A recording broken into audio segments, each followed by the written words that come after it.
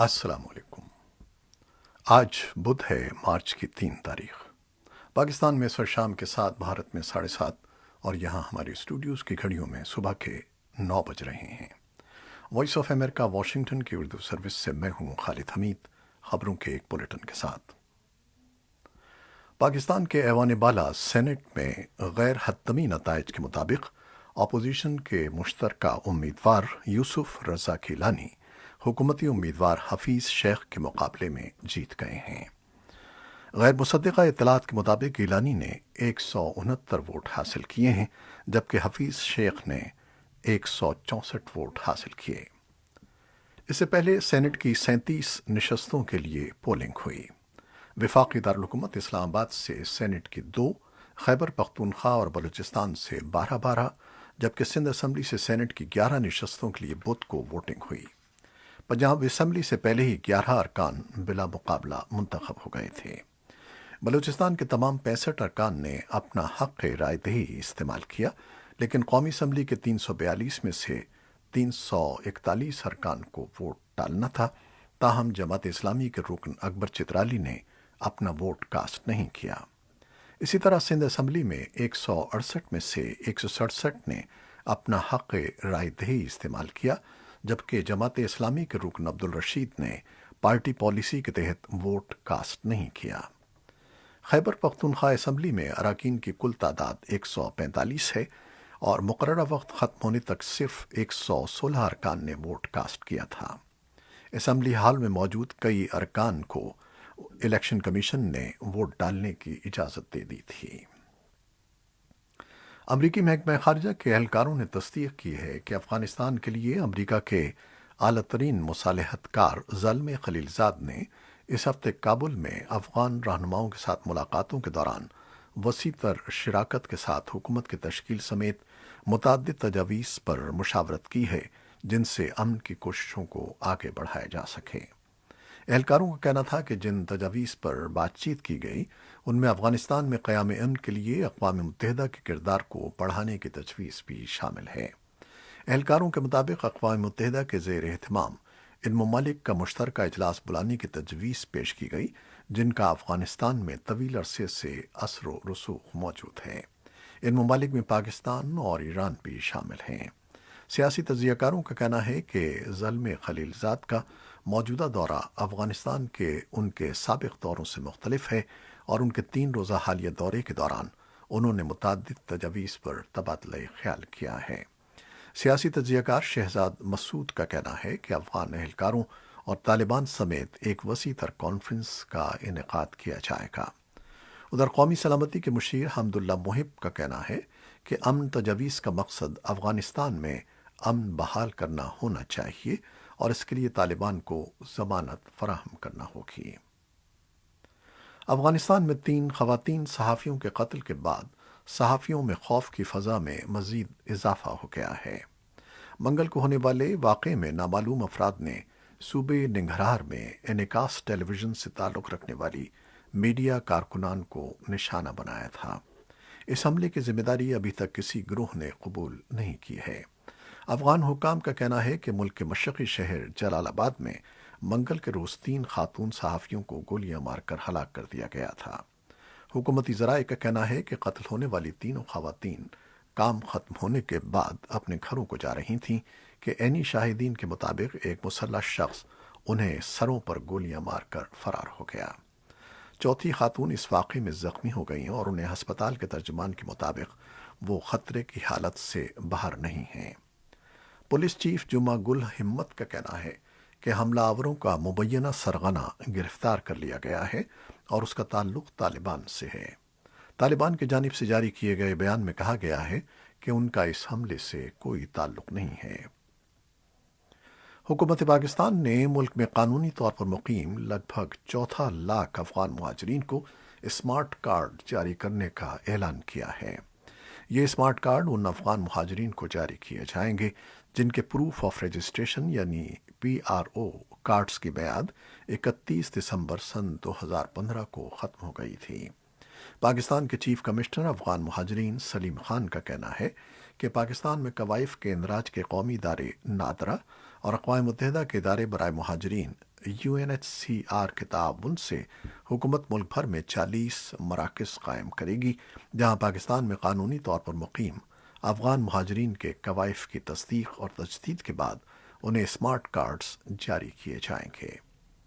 भारतीय अहदेदारों ने बताया है कि वो अपने ज़ेर इंतज़ाम कश्मीर में सरगर्म अलहदगी पसंद अस्करियत पसंदों की स्टिकी बमों या छोटे मकनातीसी बमों तक रसाई हासिल करने से पैदा शुदा सूरत हाल से मौसर तौर पर निमटने के लिए तैयार हैं, और इस सिलसिले में इंसदाद दहशतगर्दी की हिकमत अमली में ज़रूरी तब्दीलियाँ लाई गई हैं।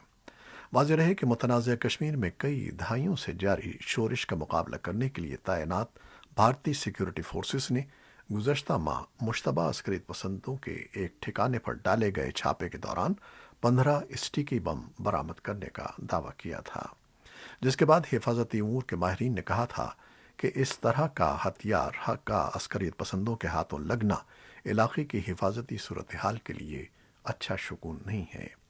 स्टिकी बम का, जिसे उमूमी तौर पर गाड़ियों से चिपकाया जाता है और फिर रिमोट कंट्रोल की मदद से उसका दूर से धमाका किया जाता है, अफगानिस्तान में तालिबान और दूसरे हुकूमत मुखालिफ अनासिर ने तवातुर के साथ इस्तेमाल किया है, और ये इस किस्म के बेशतर वाक़यात में जानों का ज़िया का मूजिब बना है।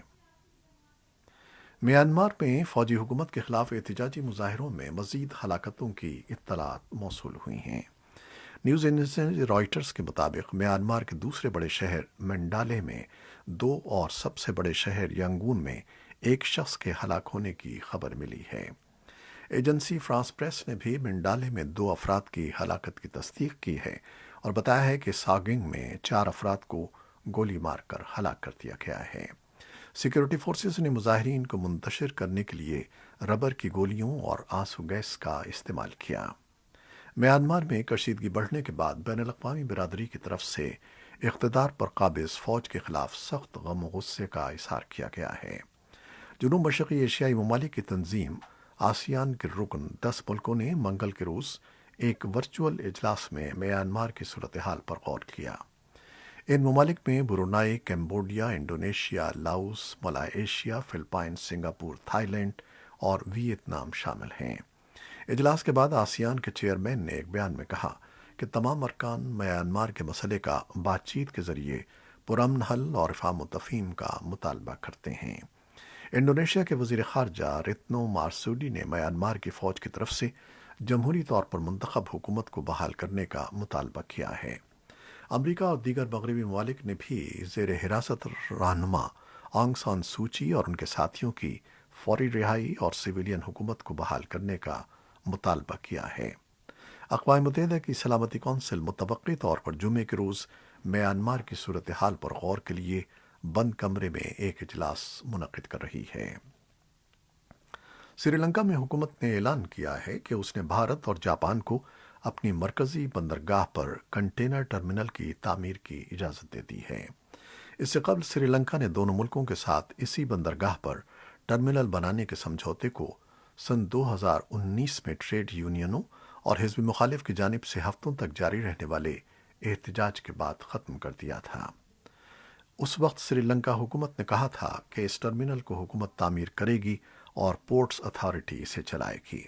इस फैसले पर जापान ने अफसोस का इजहार किया था, जबकि भारत ने श्रीलंका पर जोर दिया था कि मुआहिदे की तामील की जाए।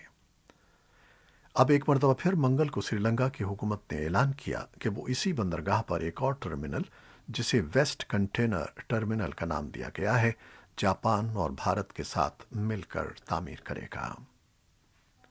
अमेरिका के आला ओहदेदार खबरदार कर रहे हैं कि दुनिया के ममालिक चीन की पहले से कहीं ज़्यादा ख्वाहिशात और जारहाना अज़ाइम के असरात से महफूज नहीं रह सकते। उनका यह भी कहना है कि चीन बैरून मुल्क अपनी फ़ौजी क़ुव्वत का इजहार करने में भी ज़्यादा आसानी महसूस कर रहा है। नेवी के रेयर एडमिरल माइकल स्टूडमैन ने, जो अमेरिका और इंडो पैसिफिक कमांड की इंटेलिजेंस के डायरेक्टर भी हैं, मंगल के रोज़ एक वर्चुअल कॉन्फ्रेंस में कहा है कि हम जानते हैं कि चीन के कायदाना रोल या चीन के गहरे असर के क्या मानी हो सकते हैं। स्टूडमैन अमरीकी फ़ौज के पहले अफसर नहीं हैं जिन्होंने ये बात कही है। इससे पहले अमरीकी वज़ीर दिफा लॉयड ऑस्टिन और यूएस सेंट्रल कमांड के अहदेदार भी चीन को पेंटागन के लिए ایک بڑھتا ہوا خطرہ قرار دے چکے ہیں۔ بائیڈن انتظامیہ نے منگل کو متعدد روسی افراد پر پابندیاں عائد کرنے کا اعلان کیا ہے۔ انتظامیہ کے مطابق یہ پابندیاں روسی حزب اختلاف کے سیاستدان الیکسی نیوالنی کے قتل کی کوشش میں ان کے رول کی وجہ سے عائد کی جا رہی ہیں۔ یہ پابندیاں یورپی یونین کے ساتھ مربوط ہیں، جس نے نیوالنی کیس کے سلسلے میں پہلے ہی کچھ روسی عہدیداروں کے خلاف پابندیاں عائد کر رکھی ہیں۔ انتظامیہ کے ایک سینئر عہدیدار نے کہا تھا کہ ہم روس کو واضح اشارہ بھیج رہے ہیں کہ کیمیائی ہتھیاروں کے استعمال کے نتائج بھی ہو سکتے ہیں۔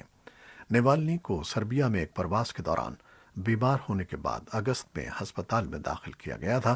انہیں طبی بنیادوں پر جرمنی منتقل کیا گیا، جہاں ڈاکٹروں نے اس بات کا تعین کیا کہ انہیں زہر دیا گیا ہے۔ روس نے اس معاملے میں کسی بھی طرح ملوث ہونے سے انکار کیا ہے۔ نیوالنی رواں سال کے اوائل میں روس واپس آئے اور انہیں فوراً ہی گرفتار کر لیا گیا۔ بائیڈن انتظامیہ نے ان کی رہائی کا مطالبہ کیا ہے۔ روسی وزیر خارجہ سرگئی لیوروف نے خبردار کیا ہے کہ ماسکو ان پابندیوں پر اپنے رد عمل کا اظہار کرے گا، اور بدھ کے روز وزارت خارجہ کے ایک ترجمان نے کہا کہ روس کے اقدام رد عمل کے اصول کے تحت ہوں گے، لیکن ضروری نہیں کہ امریکی اقدامات کے مطابق ہوں۔ عراق میں امریکی زیر قیادت اتحاد نے بدھ کے روز کہا کہ راکٹ حملے میں اس عراقی فوجی اڈے کو نشانہ بنایا گیا جس میں اتحادی فوجیوں کا قیام ہے۔ ترجمان کرنل وین موروٹو نے بتایا کہ الاسد ایئر بیس پر 10 راکٹ فائر کیے گئے تھے۔ فوری طور پر کسی جانی نقصان کی کوئی اطلاع موصول نہیں ہوئی۔ یہ حملہ شمالی عراق میں ایک اڈے پر راکٹوں کے حملے کے 2 ہفتے کے بعد ہوا ہے۔ اس حملے میں ایک سویلین ٹھیکیدار ہلاک اور امریکی فوج کے ایک رکن زخمی ہوئے تھے۔ 16 فروری کے حملے کے رد عمل میں امریکہ نے شام میں ایک ہدف کے خلاف فضائی حملہ کیا تھا، اور اس ہدف کے بارے میں پینٹاگون نے کہا تھا کہ وہ ایران کی حمایت یافتہ ملیشیاؤں کے زیر استعمال تھا۔ ترکی کی جانب سے عراق میں کرد عسکریت پسندوں کے خلاف جاری فوجی آپریشنز پر ترکی اور ایران کے درمیان کشیدگی میں اضافہ ہو رہا ہے۔ علاقائی حریفوں میں سفارتی تناؤ بڑھ رہا ہے، جبکہ انقرہ ایران کی پشت پناہی کی حامل ملیشیا کے زیر استعمال رہنے والے اسٹریٹجک اعتبار سے ایک اہم خطے پر اپنے عراقی آپریشنز میں توسیع کی دھمکی دے رہا ہے۔ ہفتے کے روز نشر کیے گئے ایک انٹرویو میں عراق کے لیے ایران کے سفیر ارج مسجدی سے یہ بیان منسوب کیا گیا کہ ترکی ہو یا کوئی بھی ملک، ہم عراق میں کسی کی بھی فوجی طریقے سے مداخلت یا پیش قدمی یا کسی فوجی موجودگی کو قطعی طور پر قبول نہیں کریں گے۔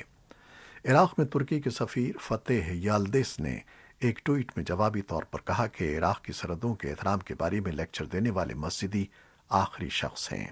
ترک میڈیا رپورٹس کے مطابق ترک فارن آفس نے ایران کے سفیر محمد فرازمند کو یہ بتانے کے لیے طلب کیا کہ ترکی کو توقع ہے کہ ایران دہشت گردی کی لڑائی میں ترکی کی حمایت کرے گا۔ اور اب کورونا وائرس سے متعلق کچھ خبریں۔ امریکی صدر جو بائیڈن نے کہا ہے کہ امریکی ماہرین کو امید ہے کہ توقع سے 2 ماہ پہلے مئی کے آخر تک کورونا وائرس کی اتنی ڈیلیوری ہو جائے گی جو تمام نوجوان امریکیوں کے لیے کافی ہوگی۔ وہ امریکی ریاستوں پر زور دے رہے ہیں کہ مارچ کے آخر تک اسکول ٹیچرز کو ویکسین کی کم از کم ایک خوراک دے دی جائے تاکہ اسکولوں کو دوبارہ کھولنے کا عمل تیز کیا جائے۔ ٹیکساس امریکہ کی سب سے بڑی ریاستوں میں سے ایک ہے جہاں ماسک کی پابندی ختم کر دی گئی ہے، جبکہ امریکہ میں بڑی تعداد میں گورنرز اور دیگر لیڈرز ہیلتھ آفیشلز کی ان اپیلوں کے باوجود کہ حفاظتی انتظامات کم کرنے میں جلدی نہ کی جائے، کووڈ-19 کی پابندیاں نرم کرنے کی مہم چلا رہے ہیں۔ اور جاپان نے کورونا ویکسین کی 1000 سے زیادہ خوراکیں خراب ہونے کی تصدیق کی ہے اور اس کی تحقیقات کا بھی اندیا دیا ہے۔ جاپان کی وزارت صحت نے منگل کو کہا کہ دوا ساز کمپنی فائزر اور بائیو این ٹیک کی تیار کردہ ویکسین گزشتہ دنوں ریفریجریٹرز خراب ہونے پر ناکارہ ہو گئی تھیں۔ ترکی میں حکومت نے کووڈ-19 کی وجہ سے عائد پابندیاں نرم کرنے کا اعلان کیا ہے، تو منگل کے روز ریستوران دوبارہ کھل گئے اور طلباء اور طالبات اسکولوں میں واپس آئے، لیکن اعلیٰ میڈیکل ایسوسی ایشن کے خدشات میں اضافہ ہوا ہے۔ یہ تھیں وہ خبریں جو فیس بک لائیو پر ہم نے آپ کے لیے پیش کی۔ ہماری ویب سائٹ پر اور یوٹیوب پر یہ بلیٹن پوسٹ کر دیا جاتا ہے، جسے آپ بعد میں بھی دیکھ سکتے ہیں۔ خالد حمید کو اجازت دیجیے گا۔ اللہ حافظ۔